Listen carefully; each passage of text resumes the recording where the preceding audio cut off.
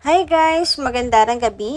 Welcome back po dito sa Gandara SRU channel for showbiz update. Andito na naman nga po akong muli nagbabalik. Ang nagmamaganda ninyo kachismosang Kim Pao, wala na pong iba. Ang lokareta si Gandara SRU upang magatid sa inyo ng latest update and fresh happenings patungkol kina Kim Chiu and Paolo Avellino. And para po sa gabing ito, ang tatalakayin natin at pag-uusapan ay ang mahigpit na labanan ng Kim Pao at iba pa.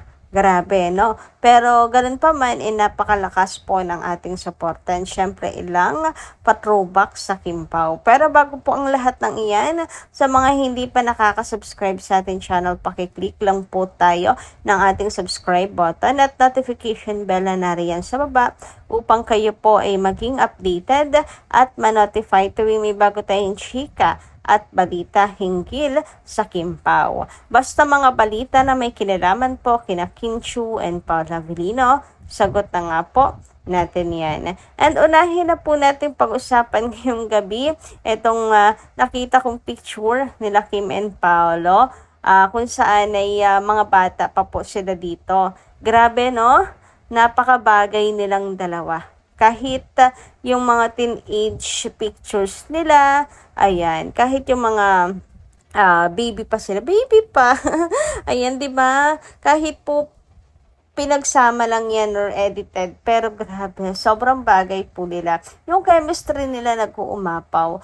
I think kung sakali din, di ba? Halimbawa, si Pao, sa PBB pala siya nag-join, at tapos daling siya kay Kim Chiu. Ay, imagine natin yung PBB days ni Kim, si Pao nandoon. Ang lakas din ng dating. Imposibleng hindi po masiship yung dalawa. As in, tapos same pa yung personality nila. Like, sabi nga ni Kim Chiu, boy version niya si Paolo Avellino. I think talagang makiklik yung dalawa. Sorry na lang kay Gerald, pero yun ang katotohanan.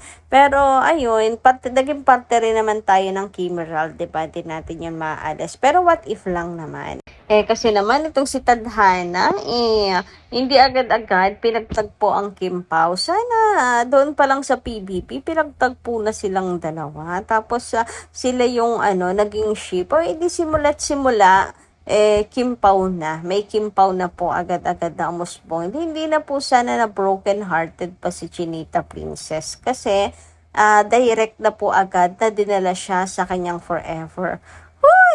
'Di ba? Wala Ayun, nasayang lang yung mahabang panahon ni Chinita Princess sa dalawang. Wala naman pong balak na siya'y seryosohin. Walang tagal man, pero ganun pa din. At ang ending, iniwan pa rin po siya. No?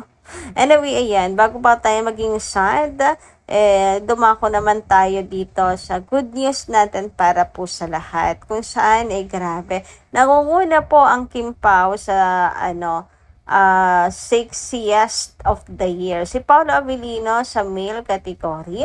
Number 1 po si Papi. Congratulations. Pinapangalwahan ni Dustin Yu. Grabe itong si Dustin. Talagang siya yung ni Paolo dito. Karibal. I mean, siya yung sumusunod parate kay Pao. Then, sumunod po si Nico, si Ralph, and Marco. Then, sa sexiest of the year naman, female category, nangunguna po si Kim Chiu. Yes, both po ang Kim Pao na nangunguna. Hirap na hirap pong umusad ang mga kalaban ng Kim Pao. So, ang sumunod po dito si Izzy Martinez, sunod si Heaven Paralejo, Perlas Fontañares, and Rian Ramos. So, ayan, panawagan lang po sa lahat ng mga Kim Pao fans na pagpatuloy lang po natin ang pagboto. And sana po ay hindi tayo matinag sa number 1 at makuha at masungkit po nila Kim and Paolo ang sexiest category of the year. Diba? Congratulations ngayon pa lang Kim and Paolo, and thank you so much sa lahat ng mga nakiisa. Talagang bagay po sa kanila yan kasi si Kimi ay may napaka disiplina sa sarili. sa kanyang katawan at si Paolo Avellino. Hindi lang basta disiplina sa gusto lang maging sexy, but for the fitness, di ba? Para healthy ang katawan. Ano rin po yan, kumbaga ay inspirasyon din para sa marami. Samantala, dumako naman tayo ngayon set good example, para po sa lahat, lalo na sa mga kabataan.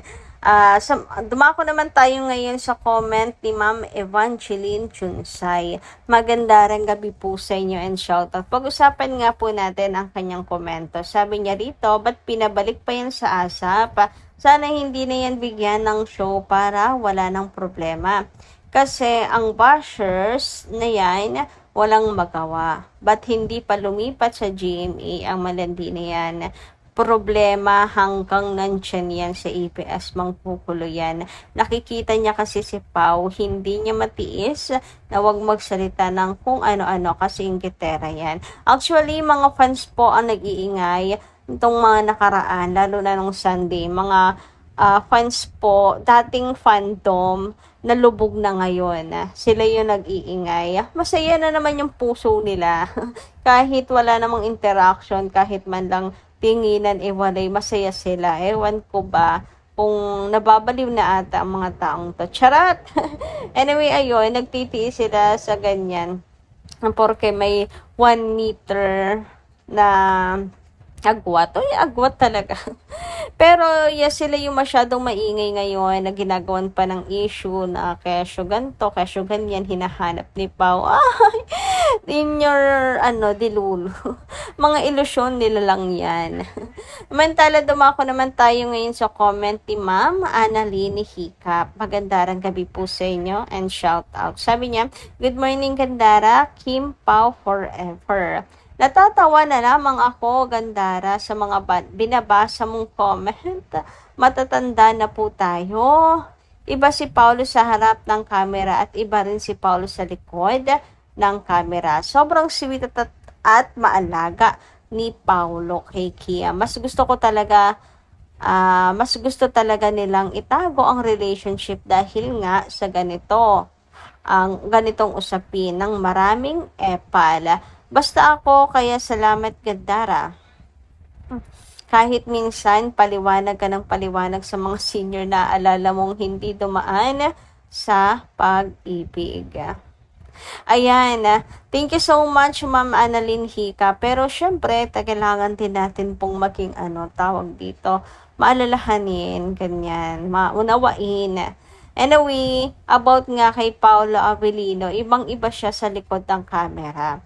Alam nyo kasi, bukod po sa nakikita nyo sa mas maniwala kayo sa sinasabi ng mga kaibigan.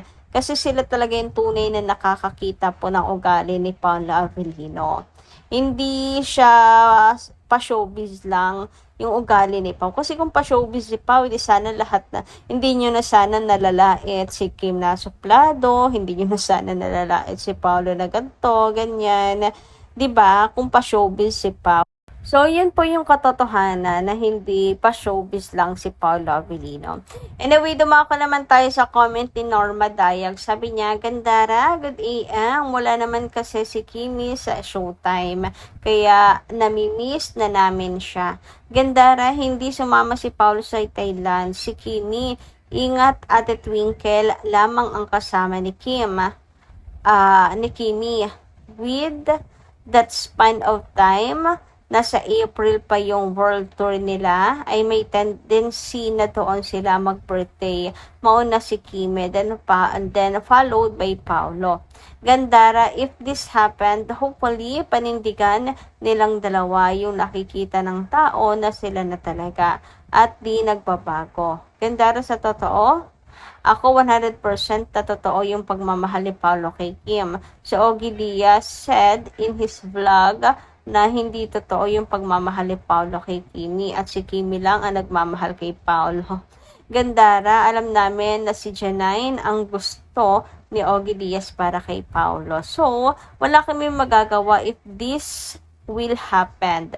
To Kimi, we love you so much. So, Kim ay nalulungkot na naman pag marinig kami ni Paolo is polygamous by nature. Gandara, ng pangako ni Paolo kay Kimi, hindi siya magbabago. Sana totoo ito at yung mga bali-balita na kasal na sila ay sometimes nakakahilo kasi hindi mo alam kung ito ay totoo kasi sa Twinkle mismo ang nag-vlogs na doon sila sa Cebu kakasal. Gandara, very high ang respeto ko kay Paolo, but if ever na he will turn back to all his promise to us seniors, fans, then just na ang bahala sa kanya. Aki is graduating from his college life, so hopefully Paolo will make his decision to fulfill his promise to Kimi together with her family. God bless Kimi and her family. Love na love namin si Kim Chu. So yan guys, ano pong inyong masisay tungkol dito sa naging ating update ngayong gabi? Pa-comment ka lang dyan sa baba. And hanggang dito lang po muna yung ating update. Maraming salamat po sa inyong pakikinig. And kita-kits po muli sa mga susunod natin chika. Maraming pong salamat.